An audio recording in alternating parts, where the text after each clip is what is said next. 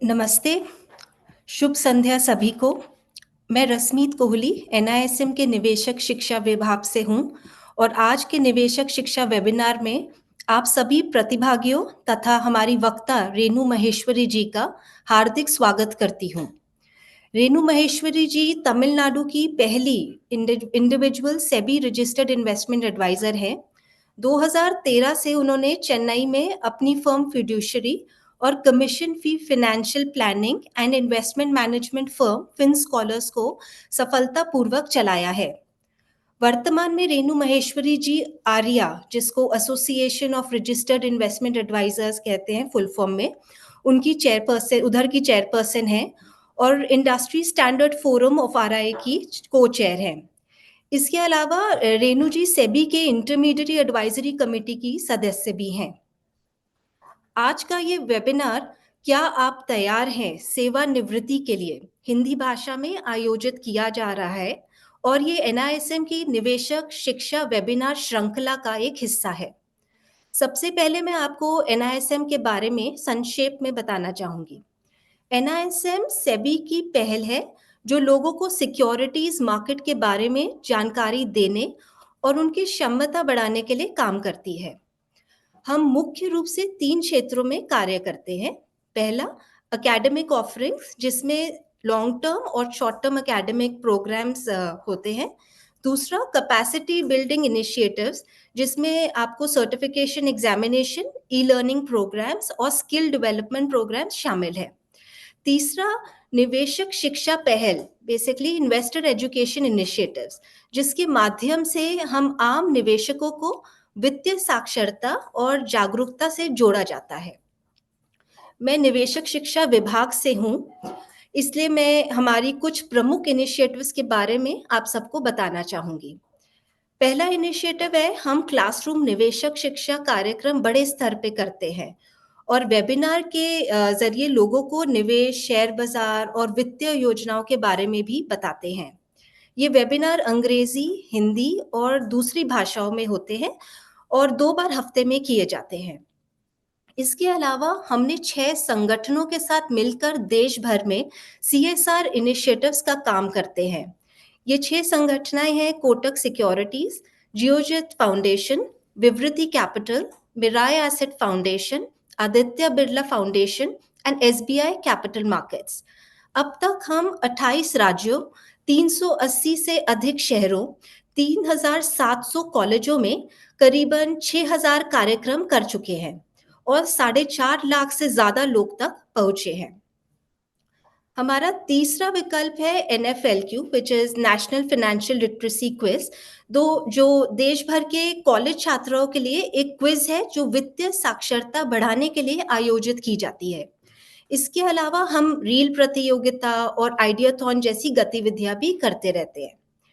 ये सारी पहलें या इनिशिएटिव जिसको बोलते हैं, दिखाते हैं कि एनआईएसएम निवेशकों में जागरूकता को बढ़ाने के लिए लगातार काम कर रहा है।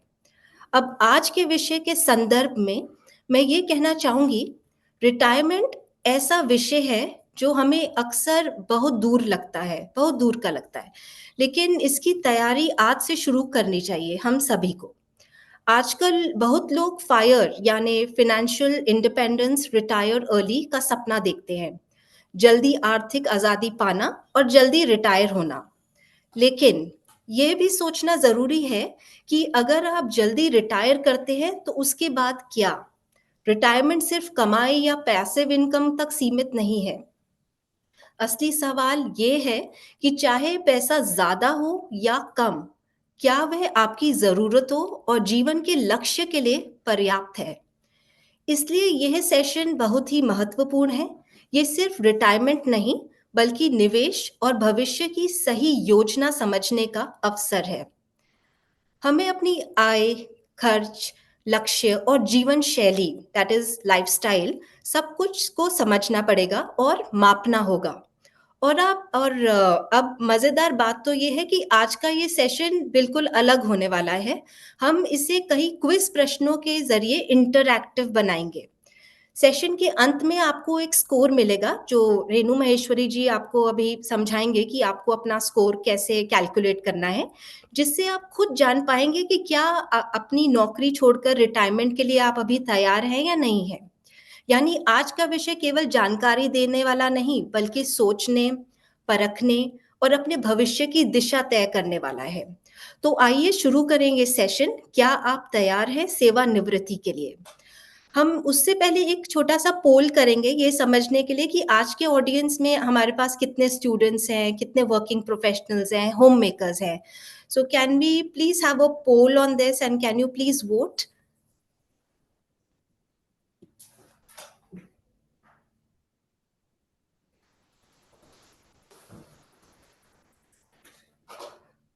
Okay, so we can see कि आज हमारे पास कुछ 72 to 73% people are working professionals, 6% कुछ स्टूडेंट है, home makers 2% and other category is 19%।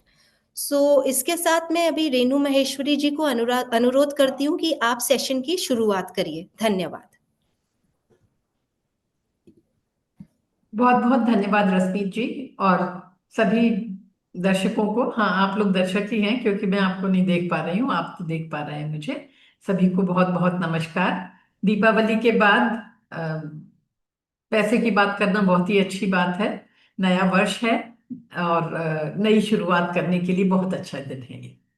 जैसा रश्मीत जी ने अभी अभी आपको बताया कि ये एनआईएसएम का एक इनिशिएटिव है जो हम लोग कर रहे हैं। हम यहाँ पे आप लोगों के साथ जो कुछ हम जानते हैं वो साझा करने आते हैं यहाँ पर। आज के सेशन में एक तो ये जो फॉर्मेट है, जिस तरह से हम ये सेशन करेंगे वो थोड़ा सा अलग है। वो मैं आपको बताऊंगी कि कैसे आप अपने आप को आप इसका सबसे अच्छे तरह से लाभ कैसे उठाएं। दूसरा ये है कि हम लोग आमतौर पे तकनीकी विषयों में, जैसे मेडिसिन है, फाइनेंस है, हम लोग हिंदी में बहुत कम करते हैं या क्षेत्रीय भाषाओं में भी बहुत कम होता है।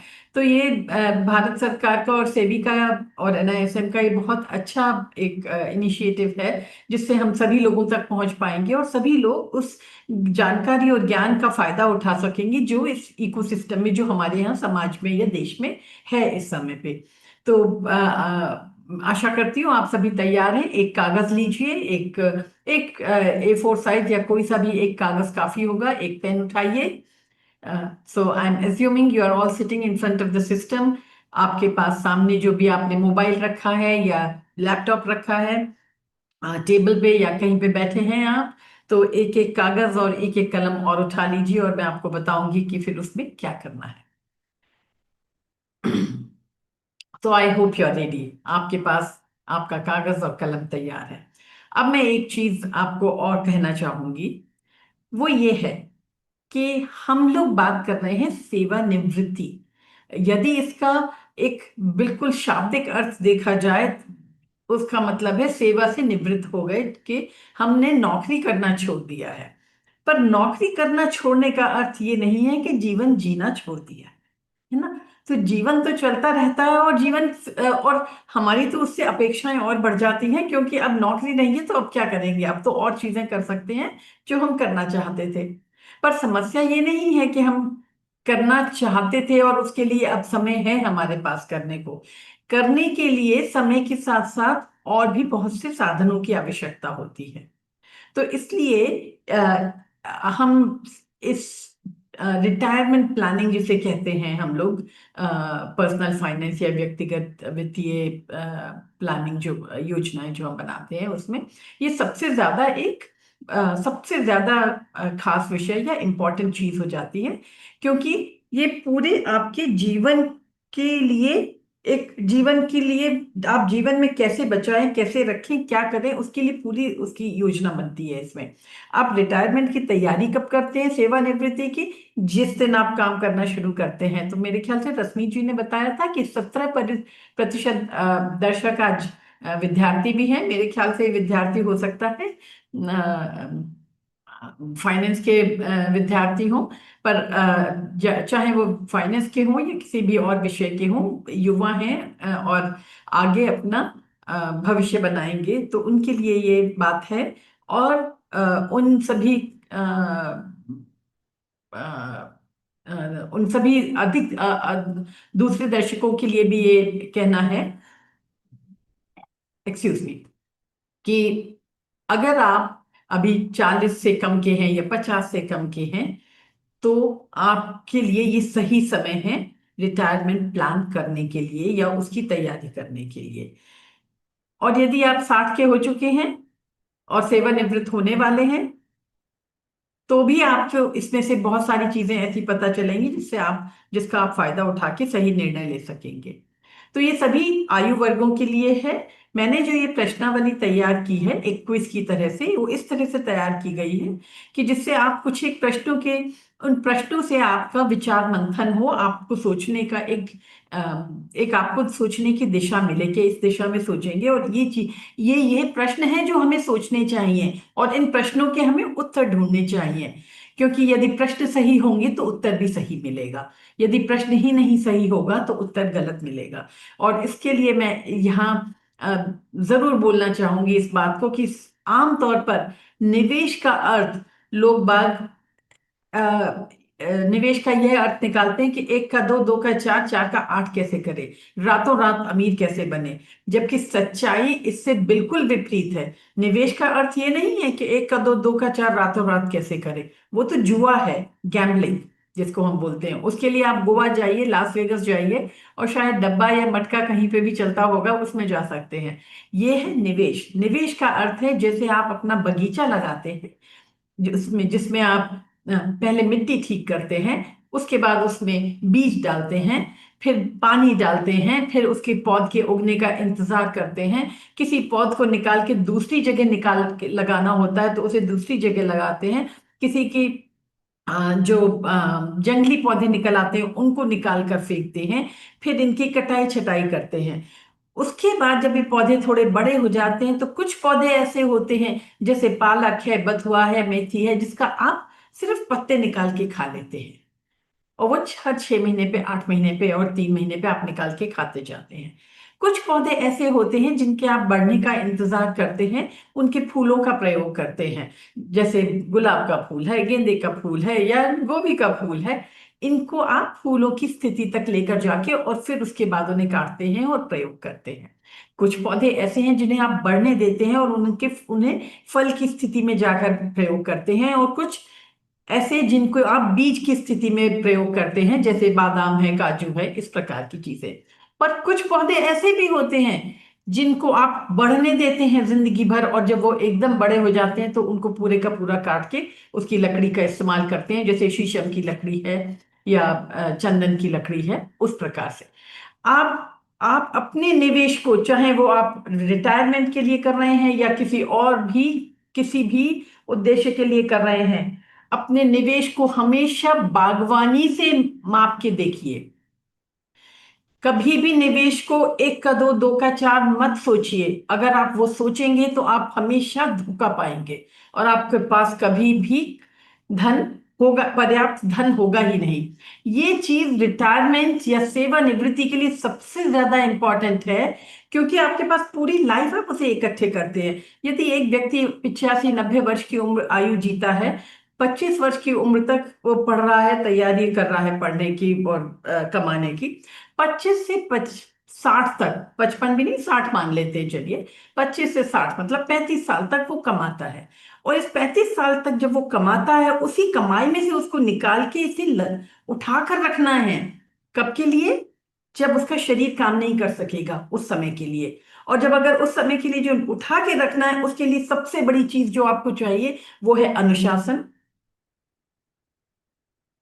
दूसरा है एक एक स्ट्रेटजी या एक प्लान, योजना, कि इस योजनाबद्ध तरीके से, अनुशासित तरीके से मैं इस पैसे को इस जगह, इस जगह, इस जगह रखता जाऊंगा और शांति से उसके बढ़ने का इंतजार करूंगा। और जैसे मैंने आपका बागवानी का बताया कि कभी कभार थोड़ी बहुत कटाई छटाई करनी होती है, पर एक का दो, दो का चार करने के चक्कर में अगर आप पढ़ेंगे तो बहुत धोखा खाएंगे।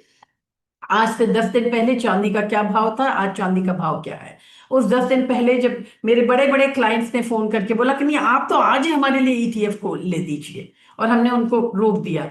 मेरे कहने का मतलब यह है, पैसे के पीछे मत भागिए, योजनाबद्ध तरीके से काम करिए।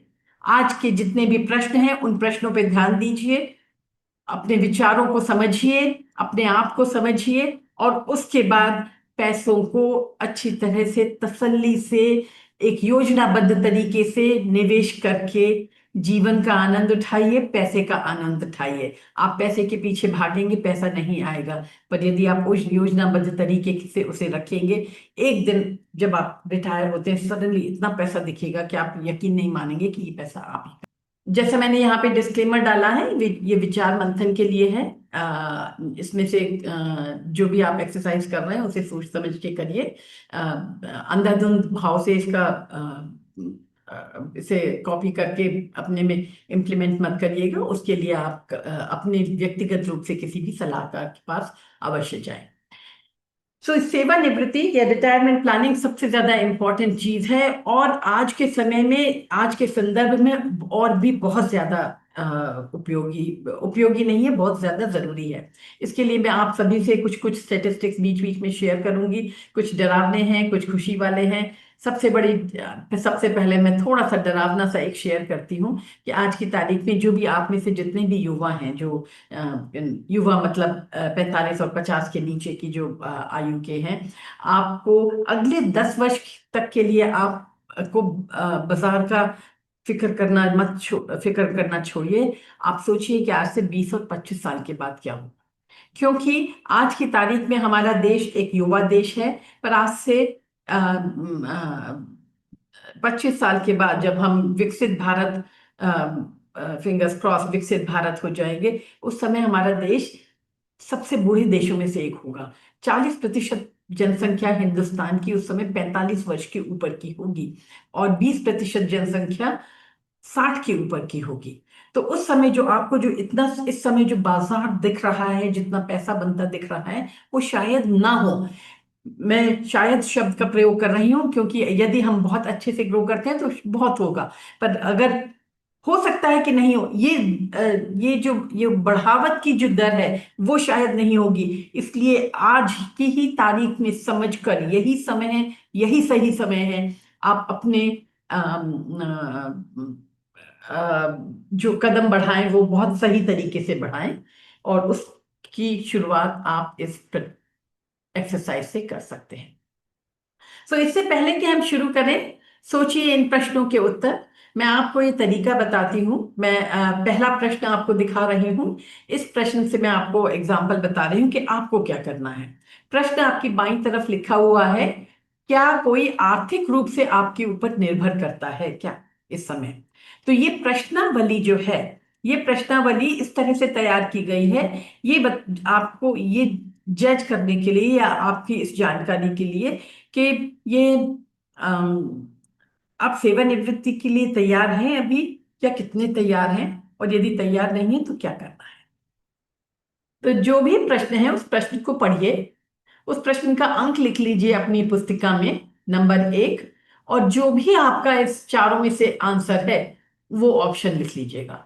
तो यदि आपका सिर्फ स्पाउस या आपके वाइफ या हस्बैंड आप पे डिपेंडेंट है इस समय, तो आप लिखिए नंबर 1 सी। और मैं इसकी स्कोरिंग सबसे आखिर में बताऊंगी, तो इनको सही से लिखिएगा, क्योंकि इन प्रश्नों के उत्तर के बेसिस पे हम इसको एक एक मार्क देंगे हर एक उत्तर को, और उसका जो जमा जोड़ निकलेगा उससे आपका स्टेटस पता चलेगा आपको। तो ये पहले प्रश्न का उत्तर लिखिए, क्या कोई आर्थिक रूप से आप पर निर्भर करता है आज की तारीख में। हाँ, जीवन साथी, माता पिता, बच्चे। दूसरा ऑप्शन है हाँ, जीवन साथी और बच्चे। तीसरा ऑप्शन है केवल जीवन साथी, और चौथा ऑप्शन है कोई भी मुझ पर आर्थिक रूप से निर्भर नहीं करता है। आर्थिक रूप से निर्भरता का मतलब है कि यदि आप जो आज कमा रहे हैं वो नहीं कमाएं, तो क्या उन लोगों के जीवन पर आपका कोई असर पड़ेगा। जैसे मैं जितना भी कमा रही हूं, पर यदि मैं नहीं कमाऊं तो ना तो मेरे बेटे ना ही मेरे पति की जीवन पे कोई असर पड़ेगा फाइनेंशियली, आर्थिक रूप से। तो इसलिए मेरा जवाब होगा डी। उस एंगल से सोचिएगा, यह नहीं कि आप कमा रहे हैं इसलिए, आपके नहीं कमाने से किस पे असर पड़ता है। मैम, जी। क्या मैं पहला प्रश्न लॉन्च कर सकता हूँ ताकि आपको भी समझ सकूं कि पार्टिसिपेंट्स क्या उत्तर दे रहे हैं? ठीक है, ठीक है। हाँ, हाँ, सॉरी साहिल, मैं आपको याद दिला दूंगी, मुझे लगा इस पे स्क्रीन पे से जा रहा है, सॉरी। कोई बात नहीं। आप लॉन्च कर दीजिए। कर दिया। ठीक। क्या कोई आर्थिक रूप से आप पर निर्भर है? आप इस पोल पे भी डाल दीजिए और अपनी नोटबुक में जरूर लिखिएगा, क्योंकि वो स्कोरिंग आपको ही अपने साथ कर आपके पास करनी होगी। साहिब, हम लोग इससे जल्दी जल्दी जा सकते हैं आगे, है ना? हाँ। तो अब हम अगली स्लाइड पे जाते हैं। दूसरा प्रश्न है, और अगर आप साथ ही साथ इसे लॉन्च भी करना चाहें तो करते जाएं साहिल। हाँ, कर दिया मैंने लॉन्च। तो दूसरा प्रश्न है, आपके पास सेवानिवृत्ति के अलावा कोई आवश्यक वित्तीय लक्ष्य प्राप्त बचा है क्या? मतलब आपका कोई और फाइनेंशियल गोल भी बचा है कि बच्चे पढ़ाने हैं अभी, बच्चों को हायर एजुकेशन के लिए जाना है, या घर बनाना है अभी, या फिर किसी बच्चे की शादी करनी है, या फिर बूढ़े माता पिता का पूरा ध्यान करना है। ऐसा कोई सा भी वित्तीय लक्ष्य या financial goal, essential financial goal बचा है कि नहीं? ए, घर, पढ़ाई, सोशल ओब्लिगेशंस जिसको शादी वगैरह सभी बची हुई हैं। दूसरा, सिर्फ बी है, सिर्फ हायर एजुकेशन और सामाजिक औपचारिक लक्ष्य बचे हैं, जैसे विवाह इत्यादि। तीसरा, केवल हायर एजुकेशन और वेडिंग एक्सेट्रा वो बचे हुए हैं। और चौथा, कोई भी लक्ष्य नहीं बचा है, मतलब बच्चे पढ़ के अपना काम में लगे हैं, बूढ़े माँ बाप की कोई जिम्मेदारी नहीं बची है, शादियां अगर मुझे करनी थी कर चुकी हूँ, और घर, अपने घर में रह रहे हैं। इसके हिसाब से आप अपना जवाब अपनी पुस्तिका में लिख लें। क्या आप जानते हैं कि आपके सेवानिवृत्त जीवन के दौरान आपके नियमित खर्च क्या होंगे? बहुत ज्यादा इंपॉर्टेंट है ये सवाल, क्योंकि इस प्रश्न के बेसिस पे, या इस प्रश्न के उत्तर का जो आपका उत्तर होगा उसके अनुसार आपका बचाना, जोड़ना, जमा करना, निवेश करना निर्भर करता है। इसका पहला उत्तर है, कोई जानकारी नहीं है आपको। आपको ये नहीं समझ में आ रहा है कि आज, अगर आज की तारीख में आप रिटायर होते हैं तो आपका खर्चा कितना होगा।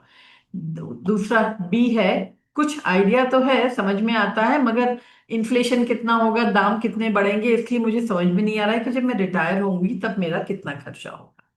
तीसरा ऑप्शन है, आज की तारीख में कितना खर्चा हो रहा है वो तो समझ में आता है, बट इन्फ्लेशन की क्या हालत होगी इसलिए मुझे बहुत डर लग रहा है। चौथा, आज की तारीख का भी मुझे पता है, भविष्य में मुद्रास्फीति या इन्फ्लेशन की वजह से कितने बढ़ जाएगा खर्चा, वो भी मैं अच्छी तरह से जानता हूँ। इन चारों में से जो भी आपका जवाब है आप अपनी पुस्तिका में लिख लीजिए, साहिल जी के पोल पे भी डाल दीजिएगा। और हम जाते हैं अब अगली स्लाइड पे। ये तीन प्रश्नों के आपने उत्तर दिए, और इन तीन प्रश्नों में आपने क्या देखा? इस प्रश्न, तीनों ही प्रश्न आप पर केंद्रित थे, बाजार पर केंद्रित नहीं थे। बाजार में क्या हो रहा है, ट्रंप ने क्या कहा है, पुतिन ने क्या कहा है, चाइना की पॉलिसी क्या है, उस पर कुछ भी डिपेंडेंट नहीं है। ये सारे प्रश्न डिपेंडेंट थे सिर्फ आपकी अपनी जीवन शैली पे, कि आपके घर में आपकी खुद की क्या जिम्मेदारियां हैं, आपकी खुद के खर्चे कितने हैं। तो इसलिए ये, इस चीज को आप समझिए कि जब भी आप ये सेवानिवृत्ति इत्यादि इत्यादि की बात करते हैं, हमारे पास, मेरे पास बहुत सारे ऐसे यंग बच्चे आते हैं 30 साल की उम्र पे, 30-35 की उम्र पे, ma'am I want to retire early, I want to retire by 40, and I am like okay. उसके बाद आप 40 पे रिटायर होने के बाद, उसके बाद, उसके बाद क्या? 40 पे रिटायर होने के बाद तो उत्तर, नहीं नहीं, हमारे पता नहीं नौकरी बचेगी नहीं बचेगी, हम कल क्या कर सकेंगे। अच्छी बात है, युवा हैं, मेहनत करनी चाहिए, आगे बढ़ना चाहिए, पर अगर इतना टेंशन लेके आगे बढ़ेंगे तो जीवन का रस खत्म हो जाता है। तो क्या है रास्ता? वो रास्ता ये है कि आप ये देखिए कि आज की तारीख में आपकी क्या जरूरत है, उस जरूरत को आप पूरा कर पा रहे हैं और कैसे कर पा रहे हैं। उसके बाद बचाइए और निवेश करिए। एक असुरक्षा की भावना को लेके आज का जीवन पूरी तरह से क्रश कर दें। पति 10 घंटे काम कर रहा है, पत्नी 9 घंटे काम कर रही है, उसके बाद घर में आने के बाद कुछ समय नहीं है, कुछ और किस पैसे के पीछे भाग रहे हैं वो भी समझ में नहीं आता है। इसलिए फाइनेंशियल प्लानिंग या योजनाबद्ध तरीके से करना बहुत ज्यादा फायदे के लिए फायदेमंद होता है, क्योंकि इसमें आपका आज भी सुंदर और कल और भी सुंदर होता है। तो इसलिए ये जो है, आप जब रिटायरमेंट भी सोच रहे हैं तो आपकी सबसे पहली चीज आपने क्या सोची, अपना जीवन शैली, आप कितना खर्चते हैं, आपका आपके ऊपर जिम्मेदारियां क्या क्या है, ये सब आपको समझ में आ रही हैं या नहीं आ रही है, और इसकी गणना आपके पास है या नहीं है, और भविष्य में क्या खर्च होंगे। इन तीनों चीजों के इन अपने पर्सनल, उसके बाद जरूरतों के बाद, इसके बाद हम मूव करते हैं दूसरे सेगमेंट पे। ये 3 प्रश्न हैं, 4 प्रश्न हैं जो आपके कॉर्पस यानी कि धन कोष जैसा, जब आप रिटायर होते हैं उस समय आपको कितना पैसा होना चाहिए उसके विषय में है। मैं आपको ये चीज बताऊं, इस प्रश्न पोल साहिल आप लॉन्च कर दीजिए जब तक मैं बोल रही हूँ। इस आप ये प्रश्न पढ़ के उत्तर भी दीजिए दर्शकगण। पर मैं आपको इस चीज का बताऊं कि जब हम रिटायरमेंट की बात कर रहे हैं, हम जीवन की 2 परिस्थितियों की बात कर रहे हैं या 2 स्टेजेस ऑफ लाइफ की बात कर रहे हैं। एक तो वो जिसमें हम अपने शरीर से मेहनत करके कमा के पैसा जोड़ के अलग रख सकते हैं, और दूसरा वो जब हमारा शरीर नहीं चलेगा पर हमारा जो जमा किया हुआ पैसा है वो पैसा फिर भी काम करता रहेगा और हमें इनकम देता रहेगा। तो जो हम अपने युवा जीवन में जब हमारा शरीर चल रहा है, दिमाग चल रहा है, उस समय जो हम कर रहे हैं उसको हमें सही करना बहुत जरूरी है। आप इन अंकों को फिर से ध्यान दीजिए। अगर आप 90 साल की उम्र तक जिंदा रहते हैं, 85-90 साल की उम्र तक, आप सिर्फ 25 साल तक पढ़ाई कर रहे हैं, 30 से 35 साल तक काम कर रहे हैं, उसके बाद 30 से 35 साल आप रिटायरमेंट में गुजारेंगे। अगर आप 60 पर भी रिटायर, 25 साल पहले भारत में क्या था? आपको आप में से बहुत सारे लोगों ने, शायद मुझे पता नहीं आप लोगों किस उम्र के हैं, यदि आप 50 की उम्र में हैं इस समय, तो 25 पे आपने जब अपनी लाइफ शुरू की थी, सोचिए उस समय क्या खर्चे होते थे, क्या क्या किस चीजों का क्या दाम था और आपकी क्या जरूरतें थी। इसलिए बहुत जरूरी है कि इन सभी चीजों को बड़े अच्छे से समझते हुए अपने आप को भी मेंटली तैयार रखें इन चीजों के लिए। तो क्या आप जानते हैं कि आपकी सुरक्षित रूप से सेवानिवृत्त होने के लिए कितने धन कोष की आवश्यकता होगी? मतलब कॉर्पस, जब आप 60 के हुए, नौकरी आपकी खत्म हुई, रिटायर हुए, उस समय आपके पास हाथ में कितना पैसा होना चाहिए? कोई जानकारी नहीं, कुछ जानकारी है, कुछ समझता हूं लेकिन श्योर नहीं हूं, मुझे आज का भी पता है, कल का भी पता है, पूरी तरह से पता है। इन सभी ऑप्शंस में से आप जवाब दीजिए, लिखिए, और हम अगले प्रश्न की ओर बढ़ते हैं। पर याद रखिए, एक एक प्रश्न महत्वपूर्ण है, क्योंकि इन प्रश्नों के उत्तर में आपकी अ, अ, जीवन का सुख सुकून छिपा हुआ है। आप जब 60 के हो और शरीर काम नहीं कर रहा हो, उस समय आपको नौकर भी अधिक चाहिए, आपको सुविधाएं भी ज्यादा चाहिए, और आपके पास समय ज्यादा होगा, पैसा लिमिटेड होगा। तो एंजॉय करने के लिए समय तो है, दूसरे साधनों की आवश्यकता बहुत करनी होगी। इसलिए ये सारे प्रश्न बहुत ही महत्वपूर्ण हैं। अगला प्रश्न है इसमें, क्या आप जानते हैं कि सबसे खराब आर्थिक स्थिति में आपको कितनी धन कोष की आवश्यकता होगी? आप इस परिस्थिति को समझिए। आप लोगों को शायद याद हो 2010, 11, 12, ऑलमोस्ट इन 13, इन्फ्लेशन यानी मुद्रास्फीति का दर, ऑफिशियल रेट जो था 10% था, 9 से 10%। आप यकीन नहीं, याद नहीं होगा तो यकीन नहीं आएगा शायद, 9 से 10% था मुद्रास्फीति का दर। और फूड इन्फ्लेशन मतलब खाने के सामान के मुद्रास्फीति का दर तो 17-18% तक पहुंच गया था। और आपका बैंक की एफडी का देखने में तो ज्यादा लग रहा था, 9 और 10% रिटर्न, पर 9 और 10% हमें मिल रहा है, और 9 और 10% और खाने का तो 18% दाम बढ़ रहे हैं, तो मतलब उस निवेश का कोई अर्थ नहीं था।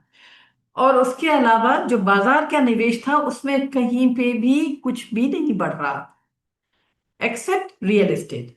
तो उस समय पे 2-3 साल में सिर्फ जमीनों की और घरों की, मकानों की कीमतें बढ़ी और कहीं कुछ नहीं बढ़ा। थोड़ा सा आईटी इंडस्ट्री में अच्छा रिटर्न आया था, उसके अलावा पूरा बाजार ठप था। फिक्स्ड इनकम रिटर्न मतलब फिक्स्ड डिपॉजिट वगैरह भी बहुत कम थे। वो होती है खराब आर्थिक परिस्थिति। उस खराब आर्थिक परिस्थिति में यदि एक रिटायर्ड व्यक्ति फंस जाए, मतलब उसने सोचा मेरे को तो 1 करोड़ काफी है, 1 करोड़ के ऊपर मैं 8 7%, 8, उस समय 10%, 9% मिल रहा था, 9% कमाऊंगा, 9 लाख रुपए साल के लिए बहुत ज्यादा, बहुत पैसा है मेरे लिए। 50,000 रुपए भी महीना खर्चा करूंगा फिर भी 3 लाख रुपए बचता है हाथ में, घूमने फिरने के लिए वो काम में आ जाएगा। राइट। पर रियलिटी क्या हुई हाथ में? उस समय 1 करोड़ रुपए से 9% वो तो मिल रहा था, पर उसके ऊपर टैक्स भी लग रहा था। अगर 9 लाख था तो 9 लाख पे टैक्स भी लग रहा था, क्योंकि 2 2.5 लाख के ऊपर टैक्स लग जाता था, तो कट पिट के 8.5 8 लाख से ज्यादा हाथ में नहीं आएगा। उस पैसे में जबकि मुद्रास्फीति की दर 18% हो रही हो खाने पीने की, तो जो व्यक्ति कल 4 साल पहले तक मलाई कोफ्ता और रोटी खा सकता, नान खा सकता था, उसको सिर्फ दाल और रोटी खाने में भी मुश्किल होगी, क्योंकि 18% का मुद्रास्फीति का दर का मतलब है कि हर 3 से 4 साल में, 4 साल में खाने के दाम डबल हो रहे हैं किसी भी चीज के। ठीक है, उसको बोलते हैं खराब आर्थिक स्थिति। तो ये है, ये एक होता है हम लोग जब रिटायरमेंट प्लानिंग करते हैं या योजना बनाते हैं, उसमें इस चीज का ध्यान रखना बहुत जरूरी है कि यदि हमारा यदि उस और 25 और 30 साल का जीवन काल बहुत बड़ा होता है, हो सकता है कि कभी हम उस परिस्थिति में फंस जाए, तो उसमें आप फंस के निकल सकते हो या नहीं निकल सकते हो, उसका आपको कुछ अंदाज है आपके इस कोश के हिसाब से। ये आपके उत्तर दीजिए इसमें, और हम चलते हैं दूसरे प्रश्न पे। अगला प्रश्न है, खराब आर्थिक स्थिति के बाद अगर आज आप रिटायर होते हैं तो आपको कितने पैसे की जरूरत है? कुछ अंदाज है क्या कि मान लीजिए आज की तारीख में मेरा जॉब नहीं है या मैं रिटायर हो रहा हूं या हो रही हूं, तो उस विषय में ABCD जवाब वही पुराने वाले हैं, पर प्रश्न अलग है ये, और इस प्रश्न का भी उत्तर दीजिए। और आपने अगर प्रश्न के उत्तर लिख लिए हैं तो हम दूसरी स्लाइड पे चलते हैं, इसमें आपका काफी रुचि रहेगी। इसको हम बोलते हैं रूल ऑफ थंब। हालांकि मैं ये एक डिस्क्लेमर या एक अस्वीकार्यता के साथ में बोल रही हूं कि रूल ऑफ थंब भी होते हैं, मतलब एक बना दिया है एक फॉर्मूला जैसा कि हाँ भाई होता है इस तरह से आमतौर पे।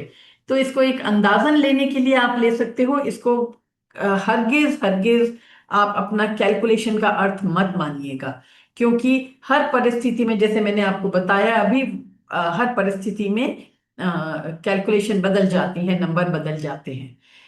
तो ये जो है एक रूल ऑफ थंब हम आमतौर पे देखते हैं कि अगर मुझको आज 60 साल की उम्र में मैं मान लो रिटायर होती हूँ और मेरी लाइफ एक्सपेक्टेंसी या जीवन प्रत्याशा 90 वर्ष है, मतलब कि मैं 90 वर्ष तक जीवित रहूंगी, मतलब मुझे 30 साल और अपने रिटायर्ड कॉर्पस पे जिंदा रहना है, और मैं महीने में करीबन 1 लाख रुपया खर्चा होगा मेरा, जिसमें रूटीन का खर्चा, फिर घूमना फिरना, रिश्तेदारी नातेदारी शादी सब कुछ मिला के, सब कुछ करके 1 लाख रुपए महीना, मतलब 12 लाख रुपया साल का मुझे आज की तारीख में चाहिए। तो कुल मिला के मेरे पास कितना पैसा होना चाहिए तो मैं सुकून से काम करना बंद कर सकती हूँ? उसके लिए आमतौर पे हम बोलते हैं करीबन 3 करोड़ तो चाहिए होगा। आप बोलेंगे 3 करोड़ पे तो अगर 8% कमाते हैं तो 8 या 24 24 लाख रुपए साल का, मतलब तो 2 लाख रुपए में महीने का खर्च सकती हूँ। वो हिसाब वैसे नहीं चलता है, और यही आपको समझने की जरूरत है। आज की तारीख में जहां आपको 1 लाख की जरूरत है, कल आपको 1,10,000 चाहिए होगा। कल मतलब 1 साल के बाद 1,05,000 चाहिए होगा, फिर 1,10,000 चाहिए होगा, फिर 1.5 लाख, 2 लाख, इस तरह से करके आपका खर्चा उसी जीवन शैली के लिए जो जिसमें आप रह रहे हो उसी में बढ़ता जाए, महंगाई की वजह से, मुद्रास्फीति, इन्फ्लेशन, जो भी बोलिए आप। तो ये एक रूल ऑफ थंब है। एक दूसरा रूल ऑफ थंब बोलते हैं कि हम विड्रॉ कर सकते हैं हर साल, अपने जितना भी कोष है उसमें से 4% हर साल निकाल सकते हैं। कभी भी उस रूल ऑफ थंब को आप उसको गले मत बांधिए। क्योंकि अगर मान लीजिए वो कोविड का समय था और आप वो 4% निकालते गए, आपका रिटायरमेंट शुरू हुआ कोविड वाले समय पे और आप 4% निकालते गए, तो आपका तो छुट्टी हो गई। मतलब जब आप 70-80 साल के होंगे तब तक आपके पास पैसा ही नहीं बचेगा। तो ये रूल ऑफ थंब जो है एक अंदाज लगाने के लिए ठीक है, पर इन्हें इम्प्लीमेंट मत करिएगा। इम्प्लीमेंट करने के लिए एक फिड्यूशियरी जो आपके पक्ष में काम करते हैं उस तरह के सेबी रजिस्टर्ड एडवाइजर के पास जाइएगा। इसी में जो मैंने आपको जो पिछला वो जो बताया उस तरह से कैलकुलेशन होती है पूरी तरह से कि भाई आप इतना खर्चा है तो आप 60 पे रिटायर होंगे या 55 पे, जो भी है उस समय आपके कितने खर्चे होंगे। उसमें ये दोनों ये चीज करना बहुत जरूरी है। तो अगर आप किसी भी आपके आप सलाहकार के पास जाते हैं, जैसे मैंने आपको कहा कि भैया ये गिनतियां आप अपनी मत मानिए पर आप किसी सलाहकार से पूछिए, तो आपको ये भी पता होना चाहिए कि आप सलाहकार से क्या पूछेंगे। आपको समझ में आना चाहिए कि वो सलाहकार आपको सही चीज बता रहा है कि नहीं बता रहा है। तो सलाहकार की कुछ एक चीजें जो आप उनसे पूछें कि भाई हम वर्स्ट केस सिनेरियो, बहुत ही बुरी हालत होगी तो क्या होगी हमारी हालत और कैसे होगा हमारा हिसाब किताब, कैसे क्या चलेगा। इसको हम बोलते हैं सिनेरियो एनालिसिस। मतलब और हिंदी में अगर बिल्कुल शुद्ध हिंदी में कहेंगे तो परिदृश्य विश्लेषण कहते हैं। वो शब्द सिनेरियो एनालिसिस से भी ज्यादा शायद कॉम्प्लिकेटेड हो जाता है, तो मैं आपको उस बिल्कुल सिंपल शब्दों में बता देती हूँ। उसका मतलब है कि विभिन्न दृश्य हों परिस्थितियों के, जीवन के, स्वास्थ्य के, आर्थिक स्थिति के, उस स्थिति में मेरा काम कैसे चलेगा, क्या करना होगा मुझे, वो ये पूरी एक कैलकुलेशन होती है। उसको करवाइएगा आप किसी भी सलाहकार के पास जाए। सेंसिटिविटी एनालिसिस मीन संवेदनशीलता। संवेदनशीलता किस चीज की? आप देखिए जब हम योजना बना रहे हैं भविष्य के लिए, वो सिर्फ एजम्पशंस पे बना रहे हैं। एजम्पशन मीन्स माने हुए नंबरों पे। कल की तारीख में मुद्रास्फीति 4% होगी, हो सकता है 4.5 हो जाए। What if it is 7%? 7% हो जाए, 8% हो जाए, उस दिशा में क्या होगा? क्योंकि हम तो भविष्य की एक एक अंदाज लगा रहे हैं, पर जीवन तो अंदाज नहीं है ना। जब आप उस जीवन के उस क्षण में पहुंचेंगे और मैंने आपको अंदाज से कुछ बता दिया और वो अंदाज तो सही नहीं निकला, तो आप कहाँ जाएंगे? इसलिए इन सभी योजनाओं में, फाइनेंशियल प्लानिंग में, गिनतियों में, कैलकुलेशन में आपको ये ध्यान ध्यान बहुत जरूरी है ध्यान रखना कि आप किसके पास जा रहे हैं, किसके अंकों पर विश्वास कर रहे हैं। उस व्यक्ति, उस सलाहकार की क्रेडेंशियल्स देखिए, उसने क्या पढ़ाई लिखाई की है। जैसे फाइनेंशियल प्लानिंग में सीएफपी गोल्ड स्टैंडर्ड है दुनिया में, उसके पास कौन सा लाइसेंस है। जैसे सेबी रजिस्टर्ड इन्वेस्टमेंट एडवाइजर जो है हिंदुस्तान में, सिर्फ सेबी रजिस्टर्ड इन्वेस्टमेंट एडवाइजर को फाइनेंशियल प्लानिंग का लाइसेंस मिला हुआ है। तो अगर आरआईए या सेबी रजिस्टर्ड इन्वेस्टमेंट एडवाइजर कुछ गलती करता है तो आप सेबी के पास जाके कंप्लेंट कर सकते हैं, आपकी कुछ सुनवाई है। तो आपका कंप्लेंट करने के अलावा सबसे बड़ी बात यह है कि जब लाइसेंस देते हैं तो वो देखते हैं कि भाई पढ़ाई की है इन्होंने या नहीं की है। भाई वो नहीं बता सकते कि इसमें कैपेबिलिटी कितनी है, पर वो एक बेसिक चीजें देख लेते हैं कि पढ़ाई की है नहीं की है, प्रोसेस फॉलो कर रहे हैं कि नहीं कर रहे हैं। उसी से समझ लीजिए आपका 90% तो ज्ञान, मतलब आपका ये हो जाता है कि सही व्यक्ति के पास जा रहा है। तो इसलिए मैं बोल रही हूँ और बराबर बोलती हूँ, किसी भी प्लानिंग में भविष्य की बात करते हैं तो हम भविष्य की बात करने के लिए हमेशा कुछ मानक लेके चलते हैं। जो सही, जो रियलिटी नहीं है, जो एज्यूम्ड नंबर्स हैं उनको लेके चलते हैं। जैसे आपकी लाइफ एक्सपेक्टेंसी, किसी को भी नहीं पता कब तक जिएगा इंसान। इन्फ्लेशन, मुद्रास्फीति, किसी को नहीं पता कि, नहीं किसी को नहीं पता नहीं, मतलब एक अंदाज ही लगा सकते हैं। और ब्याज की दर या बाजार से कितना रिटर्न मिलेगा, ये सभी माने हुए या एस्टिमेटेड या अंदाजे के नंबर हैं। और इनके आधार पे पूरी कैलकुलेशन होती है जिसके बेसिस पे आप शायद बहुत बड़े बड़े निर्णय लेंगे। इसलिए मेक श्योर कि ये चीजें आपको सही नंबर मिले हो, सही जिस व्यक्ति ने आपको बताया उन्हें पता है कि वो क्या बता रहे हैं आपको। इन चीजों को ध्यान में रखें कि आपको चिकित्सा के लिए, आपके ट्रीटमेंट के लिए कभी कुछ हो जाता है तो उसके लिए भी पैसा होना चाहिए। आपका जो अभी जितना है पैसा उसका भी ध्यान में रखा जाए। आप विरासत में संपत्ति छोड़ना चाहते हैं या नहीं छोड़ना चाहते हैं। आप जिस हिसाब से आप आज चल रहे हैं, तो आप जब रिटायर होंगे आपके पास कुछ डेट या कोई लोन तो नहीं बचे हुए हैं, ऋण तो नहीं है कुछ उस समय पे। इन चीजों को ध्यान में रखिए, उन गिनतियों को करते हुए, और आप अपने सलाहकार को भी बताइए, क्योंकि उन्हें सारी गिनतियां शायद नहीं पता। इसके साथ हम आते हैं अपने 8वें सवाल पे, कि आप उतना पैसा बचाकर लॉन्ग टर्म, दीर्घकालिक मतलब लॉन्ग टर्म उपकरणों में निवेश कर सकते हैं, जहां पे आप डाल दें पैसा और फिर भूल जाए, एनपीएस जैसा। और उत्तर वही 4 हैं। प्लीज इसमें से सही से उत्तर आपके ऊपर जो लागू होता है उसे लिखिए अपनी कागज पर। एनपीएस है, नेशनल पेंशन स्कीम, बहुत ही बढ़िया स्कीम है, बहुत ही अच्छी स्कीम है, पर लोग बाग डाल नहीं रहे हैं। सभी डालते नहीं है क्योंकि समझ नहीं पा रहे हैं उस प्रोडक्ट को। तो 2-3 चीजों की जरूरत है। आपको पैसा बचाना जरूरी है, पैसे को सही जगह पे रखना जरूरी है, और लंबे समय के लिए रखना जरूरी है। जब आप लंबे समय के लिए रखते हैं तो आधी मेहनत तो समय कर देता है, आपको करने की जरूरत ही नहीं है। आज का बचाया हुआ आपका 1 रुपया कल के बचाए 1 रुपये से कहीं बहुत ज्यादा कीमती होगा। तो इस चीज का ध्यान रखिए। और हम जाते हैं 9वें क्वेश्चन पे।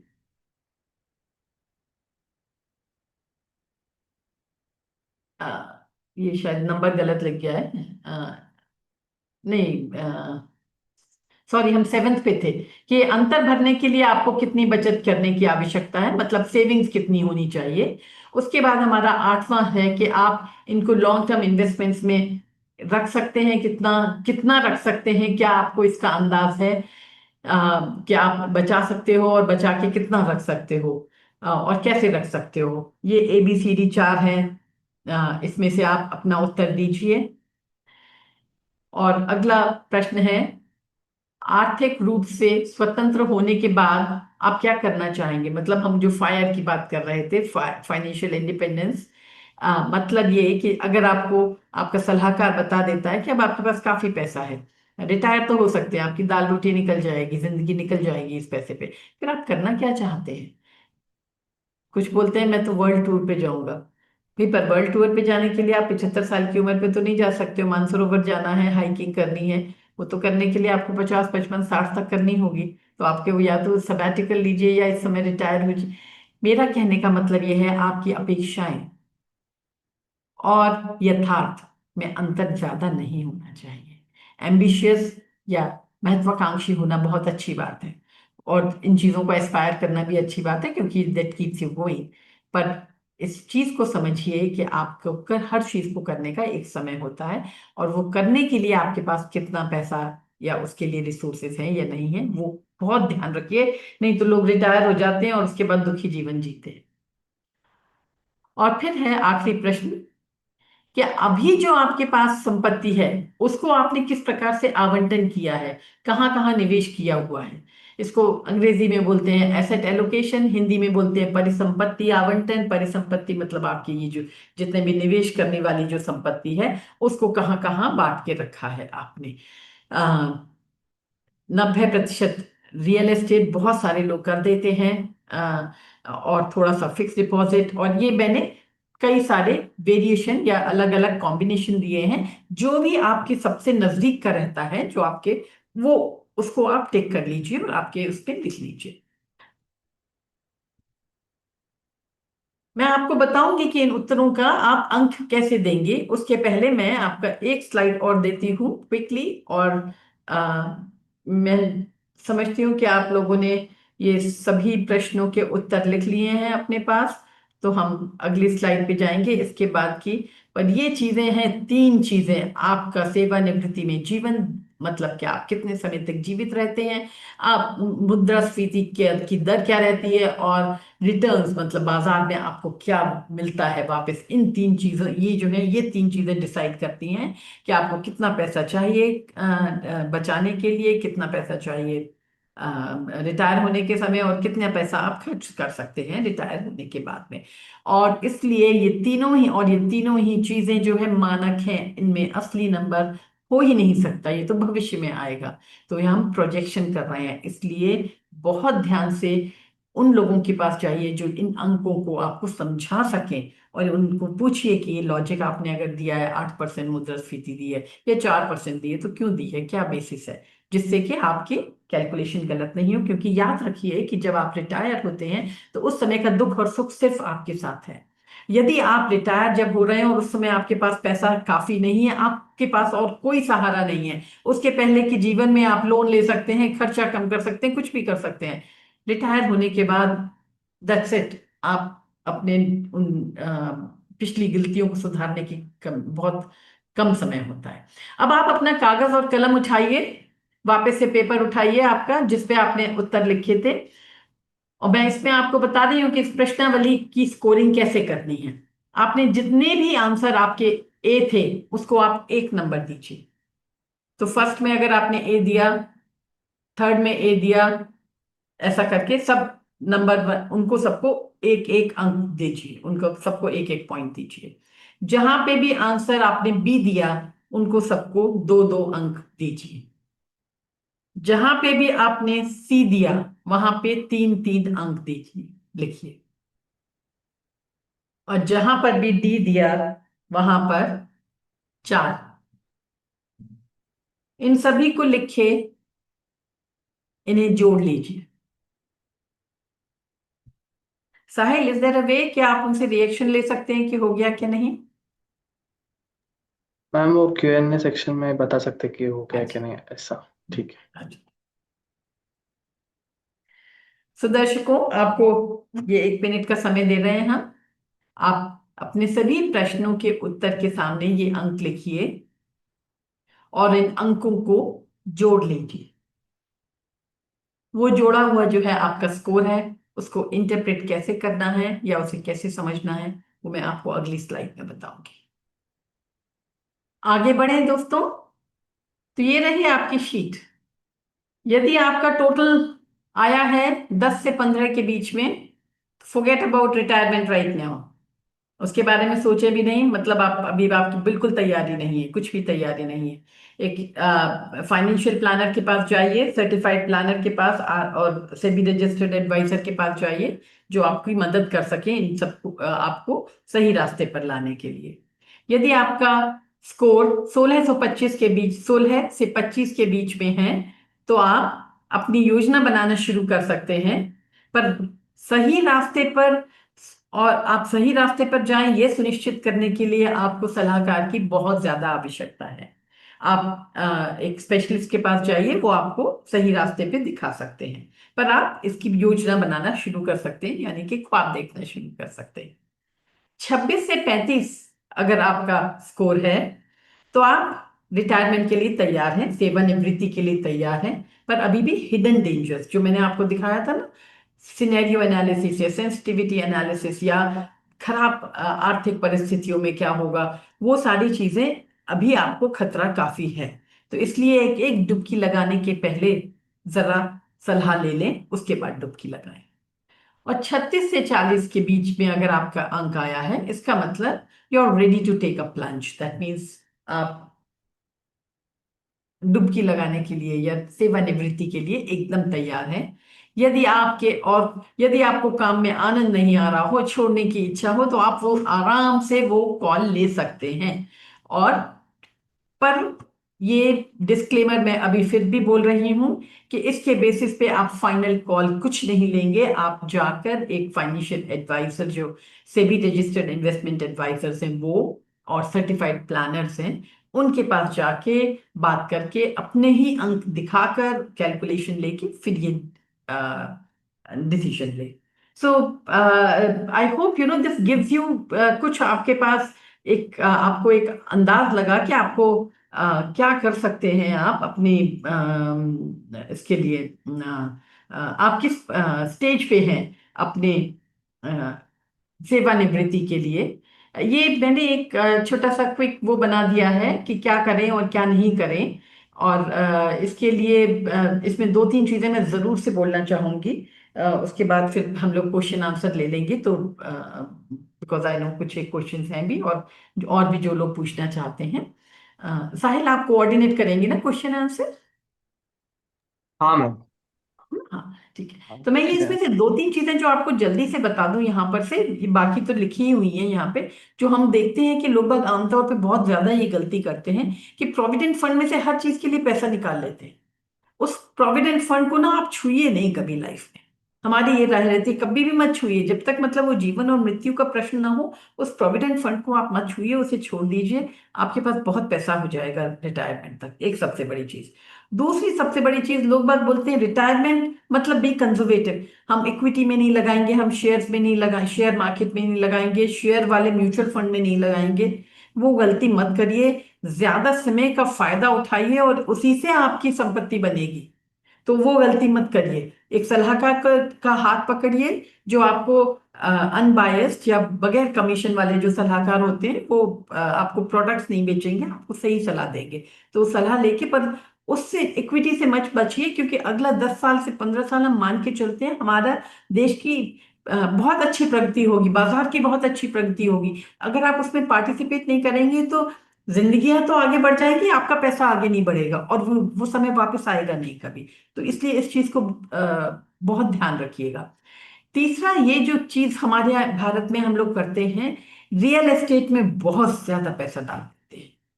आप एक बात को समझिए कि रियल एस्टेट में घरों का अगर रेसिडेंशियल प्रॉपर्टी है तो रिटर्न होता है 2.5 से 3%। उसमें भी बीच में कभी किराए पे नहीं चढ़ेगा, कभी किराया खाली रह गया, फिर पुताई करानी है, फिर सभी मेंटेनेंस, बहुत सारे काम करने पड़ते हैं उसमें। उसके बावजूद आपका रिटर्न बनाएगा 2.5-3%। पैसा उसमें कौन कमा पाएगा? जो उस घर को बेचेगा।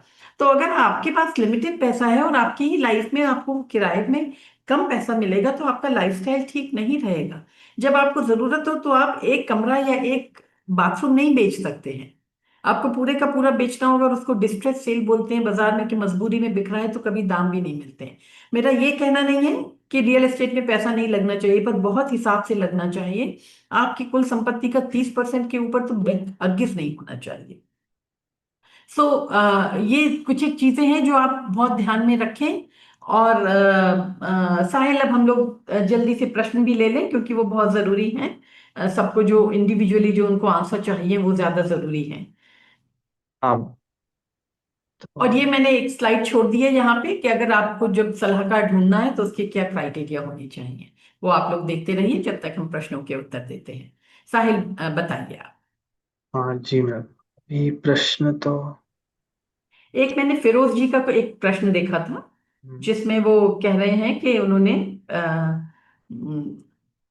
सॉरी, गोल्ड में इन्वेस्ट किया हुआ है, और उन्होंने शरिया स्टॉक्स में इन्वेस्ट किया है, और ये सही है कि गलत है? तो फिरोज जी, जैसे मैं कह रही हूँ, आपसे पहले भी बताया, पूरी चीजें मुझे नहीं पता है कि ये आपके 80,000 काफी होंगे या कम होंगे, क्योंकि मुझे नहीं पता कि आप क्या, आपने उम्र तो बताई है अपनी, पर ये पूरी कैलकुलेशन करने पे ही हम बता सकते हैं कि आपका ये 80,000 काफी है कि काफी नहीं है। पर क्या होता है, जो आप शरिया में इन्वेस्ट कर रहे हैं ना, शरिया म्यूचुअल फंड, उसमें इक्विटी में होता है, इसलिए आपका ग्रोथ अच्छी हो जाएगी। ठीक है, और आप गोल्ड से उसको बैलेंस कर रहे हैं, तो 7-8% गोल्ड और सिल्वर से। तो अभी तो फिलहाल पिछले साल तो सोने चांदी ने बहुत अच्छा किया है। पर ये जरूरी नहीं है कि हमेशा अच्छा करे, पर अगर आप शरिया का पालन कर रहे हैं तो आपके पास ऑप्शंस बहुत कम है। This is all right. आप जो है इंडिविजुअली आप देखिए कि कितना आपको पैसा चाहिए, और ये पैसा काफी होगा या नहीं होगा। ये आपको किसी सलाहकार के पास लेना होगा, जाना होगा, या फिर ऑनलाइन कैलकुलेटर देखिए। पर आज इस सेशन में मैं आपको ये इतना वो जवाब नहीं दे पाऊंगी। मैम गौरव रावल ने एक प्रश्न पूछा है लास्ट में, हाँ। कि मेरी उम्र 45 है, मेरा इन्वेस्टमेंट प्लान बढ़िया चलता था, एयूएम भी बढ़िया था, लेकिन मुझे मेरे कौटुंबिक की ईर्ष्या के कारण आज जीरो में आ गया हूँ, अब क्या करूँ? गौरव, गौरांग जी, थैंकफुली लग रहा है कि शायद आपने कुछ गलत मार्केट कॉल लिया, या आपका जो पैसा बना था वो शायद ट्रेड कॉल्स या डेरिवेटिव्स का था। मैं नहीं जानती, आप क्या, आप अगर ऐड करना चाहें तो कर दीजिए। और हिंदी में लिखने में अगर मुश्किल है, आप लोग प्लीज इंग्लिश में लिख दीजिए। समझ सकती हूँ, हम लोग हिंदी में लिखते कम हैं तो नहीं लिख पाते हैं। देखिए, बाजार में मैंने आज शुरू में भी कहा था, एक का दो, दो के चार में जब हम पढ़ते हैं तो वो 4 का 2 और 4 का 1 होते हुए भी समय नहीं लगता है। इसलिए स्लो स्लो नहीं बोलूंगी, स्टेडी एंड कंटिन्यूअस अगर आप इन्वेस्टमेंट करेंगे तो आप प्रश्न ही नहीं उठता है कि आपके पास पैसा नहीं रहेगा, उसका प्रश्न ही नहीं उठता है। और इस चीज के लिए हम आज मैं इस पर्टिकुलर प्रोफेशन में मैं 12 साल से हूँ और फाइनेंस में पिछले 35 साल से हूँ, सन 88 से आज तक का रिकॉर्ड है। अगर हम तसल्ली से सही योजनाबद्ध तरीके से निवेश करते हैं तो बहुत पैसा बनता है। पैसा गंवाने का प्रश्न ही नहीं उठता। पैसा हम तब गंवाते हैं जब हम गलत मार्केट में बेच देते हैं। जैसे कोविड आया, मैं डर गई और मैंने सब बेच दिया और छोड़ दिया कि नहीं ये तो नहीं बनेगा, क्योंकि और वही हमसे गलतियां हो जाती हैं। अगर हम संयम से काम लें, लालच और डर के वशीभूत होकर निवेश ना करें तो ऐसा प्रश्न ही नहीं उठता कि पैसा नहीं बनेगा। आपका 45 पे जीरो पे आए हैं, आपके पास 15 वर्ष का समय है और 15 वर्ष बहुत अच्छे समय है। तो आप फिर से शुरू करिए, परियोजनाबद्ध तरीके से करिए, ट्रेड कॉल्स मत लीजिए, शॉर्ट टर्म इन्वेस्टमेंट मत करिए, बैलेंस पोर्टफोलियो करिए, एसेट एलोकेशन करिए, मतलब कि हर एसेट पे पैसा डालें। सडनली सोने और चांदी में बहुत पैसा बना तो सब लोग बहुत भाग रहे हैं उसके पीछे। सोना अच्छी चीज है क्योंकि इस समय जितना डीडॉलराइजेशन और गोल्ड की तरफ लोग बढ़ रहे हैं, सरकारें बढ़ रही हैं, इसलिए सोने के दाम भी बढ़ रहे हैं। पर ये मान के चलिए कि आपका इक्विटी में सबसे ज्यादा पैसा बनेगा। सोना आपको हेजिंग देता है, प्रोटेक्शन देता है, तो रखिए सोना भी, पर सोना मेन नहीं होना चाहिए। इस समय की परिस्थिति में 8 से 10% आपके पूरे पोर्टफोलियो का काफी है। हाँ, आप जो बोल रहे हैं ना सुजीत जी कि आपका पोर्टफोलियो का डिस्ट्रीब्यूशन कैसा होना चाहिए अगर आप 60 पे रिटायर हो रहे हैं और अगर आप 44 के हैं, आज प्रेजेंट सैलरी आपकी 40,000 है, तो मान लीजिए अगर आपकी 40,000 की सैलरी है और इसमें से आप 10,000 बचा रहे हैं, तो उस 10,000 में से आपको पहले ये एलोकेट करना होगा कि आपके आज की जो जो इस बीच की जो अंतरिम जरूरतें जो हैं वो कौन सी हैं, और जितना बचा हुआ जो आप रिटायरमेंट के लिए लगा सकते हैं ना, वो आप पूरा इक्विटी में लगा सकते हैं। ये शायद आप लोगों को बहुत अजीब लगे बात, क्योंकि रिटायरमेंट का नाम सुनकर सभी कंजर्वेटिव की बातें करते हैं, पर आपको रिटायर होने के लिए अभी 16 साल हैं और इन 16 सालों में आपका बहुत पैसा बन सकता है। बस आप चुपचाप कुछ भी मत करिए, चुपचाप बीएसई सेंसेक्स या निफ्टी 50 में लगाते जाइए हर महीने, और कुछ भी मत करिए, तो भी आपका बहुत सारा पैसा बन जाएगा। तो जो भी जिनको भी 10 साल के ऊपर का समय है वो पूरा पैसा आप आराम से इक्विटी में लगा सकते हैं। एनपीएस को पूरा भरपूर लगाइए। एनपीएस में आप अब 100% इक्विटी तक रख पाएंगे, उसमें रखिए पूरे का पूरा। केतकी नेगी, आप ये बोल रहे हैं म्यूचुअल फंड और ईटीएफ कौन सी कंपनी में इन्वेस्ट करना चाहिए। ये कंपनी नहीं होती है, ये टूल्स होते हैं, मतलब एक ये जरिया होते हैं अलग अलग कंपनियों में इन्वेस्ट करने का। मेरी राय है यदि आप शुरुआत कर रही हैं तो आप इंडेक्स म्यूचुअल फंड में से लगाइए, जो मैंने अभी कहा था, निफ्टी 50 या BSE Sensex, BSE 30, HDFC, ICICI, कोई से भी कोटक, जो भी बड़े वाले जितनी भी म्यूचुअल फंड कंपनीज हैं उनका इंडेक्स फंड निफ्टी 50 या BSE 30, उनका इंडेक्स फंड देख लीजिए और धीरे धीरे उनमें लगाते रहिए। ये सबसे ज्यादा सुरक्षित तरीका है बाजार में पैसा लगाने का। सुशांत विश्वकर्मा कहते हैं कि मैम फाइनल मनी गोल किस बेस पर डिसाइड करें, मतलब कि कितना पैसा जुटाएं। हाँ देखिए, इसमें थोड़ी सी ना थोड़ी तकनीकी वो कैलकुलेशन हो जाती है, इसमें थोड़ा सा अंकगणित करना पड़ता है हमें। तो कोई क्या आपका अगर सलाहकार, आपको कोई फाइनेंशियल प्लानर मिलता है फी ओनली, बट आप फी ओनली के पास जाइए, क्योंकि अगर फिर वो कमीशन के चक्कर में कई बार ना आपको गलत सलाह भी मिल जाती है, हो सकता है ऐसा हो। तो आप जब उनके पास जाएं तो वो ऐसा देखते हैं कि भाई अगर आज की तारीख में आपको एजुकेशन के लिए बच्चों को भेजना है तो 10 लाख रुपए चाहिए, तो वो फिर वो इन्फ्लेशन वगैरह डाल के बोलते हैं अच्छा ठीक है आपको 15 साल बाद भेजना है तो 10 लाख की जगह आपके 20 लाख लगेंगे, मान लीजिए। वो 20 लाख इकट्ठे करने के लिए आपको हर महीने कितना पैसा जमा करना पड़ेगा, ग्रोथ वगैरह मिला के सब करके, तो वो आपको कैलकुलेट करके बताएंगे। इसमें मैं एकदम ऐसा ही मुंह जुबानी बताने का मतलब बता नहीं सकते हैं, वो एक कैलकुलेशन होगी।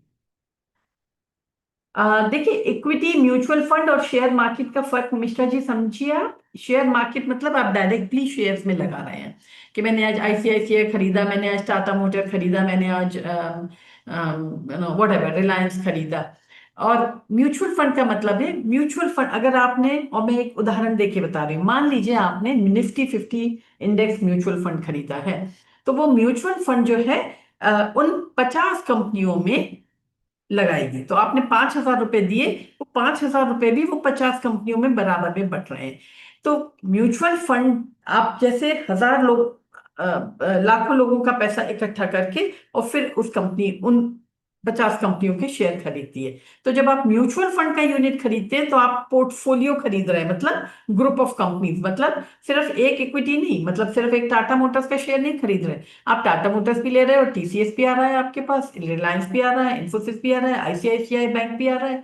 तो जब इतनी तरह के स्टॉक्स आते हैं ना, तो आपका रिस्क बहुत कम हो जाता है। मतलब बाजार नीचे गया, तो जिस वजह से टाटा मोटर नीचे जाएगा, उस वजह से इन्फोसिस नीचे नहीं जाएगा, इन्फोसिस शायद ऊपर चला जाएगा उसी सेम वजह से।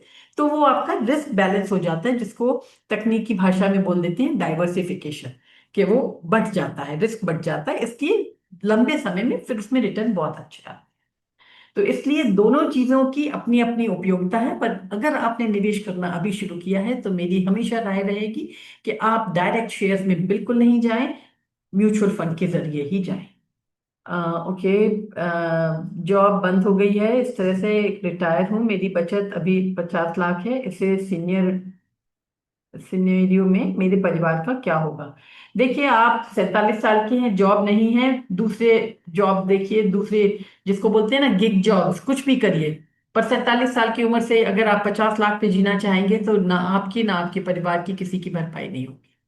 बहुत सारी चीजें होती हैं जिसमें आप जो काम कर सकते हैं, कोई भी काम छोटा नहीं होता है। यदि आप किसी प्लानर के पास जाएंगे तो वो आपको बता देंगे आपका खर्चा पानी देख के कि अच्छा, आप अगर आप 2 लाख रुपए भी साल का कमा लेते हैं ना तो भी चलेगा। ठीक है, तो उस हिसाब से कहीं स्कूल में टीचर कर सकते हैं, किसी भी तरह के आप जॉब कर सकते हैं। पर मेरा ये कहना है कि ये आप 50 लाख के बल पे नहीं जीना चाहिए। 47 उम्र बहुत यंग एज होती है। वैसे इन्वेस्टमेंट करके इन पे रिटर्न आ सकते हैं, ऐसी बात नहीं है, पर इसके लिए प्लानिंग की जरूरत है properly. Ma'am, retirement Nikhil ji पूछ रहे हैं कि बाद कौन सा फंड बेस्ट रिटर्न और कंफर्टेबल मनी? देखिए, ये जो है ना कि हम कौन से फंड में लगाएं रिटायरमेंट के बाद, वो थोड़ा सा अनुचित प्रश्न हो जाता है, क्योंकि कोई भी फंड कभी अच्छा देता है, कभी खराब देता है। तो फंड की बात नहीं होती है, बात है कि आपका पोर्टफोलियो या आपका पूरा का पूरा जो ग्रुप ऑफ फंड्स है ना, वो कैसा, वो किस तरह से मैनेज किया जाए। किसी भी परिस्थिति में आपके पास 5 साल के खर्चे पाने के लिए पैसा हमेशा एक 100% सेफ जगह, जिसको फिक्स डिपॉजिट बोल सकते हैं या लिक्विड फंड बोल सकते हैं, उसमें होना चाहिए। और 5 साल के बाद की जो जरूरतें हैं उनको फिर आप इक्विटी म्यूचुअल फंड्स वगैरह में जरूर लगाएं, नहीं तो महंगाई से आप बच नहीं पाएंगे। तो एक फंड की बात नहीं होती है, ये होता है पूरा पोर्टफोलियो को मैनेज करना प्रॉपरली। हाँ Mishra ji, equity mutual fund, correct. So Sahil, I don't see any more questions out here now, और तो कुछ प्रश्न मुझे दिख नहीं रहे हैं। यदि आपके पास कुछ और हो तो हम ले सकते हैं। और ये हमारा कार्यक्रम का समय भी हो गया है, आपका भी समय बढ़ गया है। ठीक है मैम, मुझे लगता है कि आपने बहुत सारे मतलब सवालों का जवाब दे दिया है। ये हम देख लेते हैं कि कुछ रह तो नहीं गया। ठीक है मैम, मतलब मैंने देख लिया, आपने सभी उत्तरों मतलब सवालों का जवाब दे दिया। एंड कर सकते हैं शायद। ठीक है, so thank you very much friends for coming and attending this session. बहुत अच्छा लगा आप सभी के प्रश्नों का उत्तर देके। हम लोग जब इस प्रोफेशन में आते हैं या ये काम करते हैं तो हमारे जीवन का सबसे बड़ा उद्देश्य है कि लोग अच्छी तरह से अपने पैसे का फायदा उठा के अपना जीवन अच्छे से बिता सके। तो अगर आप लोगों को इससे लाभ हुआ है तो बहुत खुशी की बात है। शुभ रात्रि। हाँ, धन्यवाद मैम। आपके अंतर्दृष्टि यानी इंसाइट्स, विशेषज्ञता और आकर्षक प्रस्तुति यानी प्रेजेंटेशन ने भी हमारे दर्शकों पर गहरा प्रभाव प्रभाव डाला मैम। और आपका कीमती समय और ज्ञान हमारे साथ साझा करने के लिए फिर से एक बार आपका मैं शुक्रिया अदा करना चाहता हूँ। Thank you, thank you. Thank you very much. हाँ, मिलते और हैं।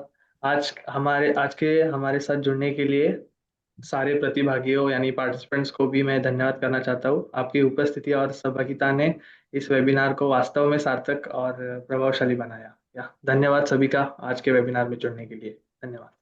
Thanks. Bye-bye.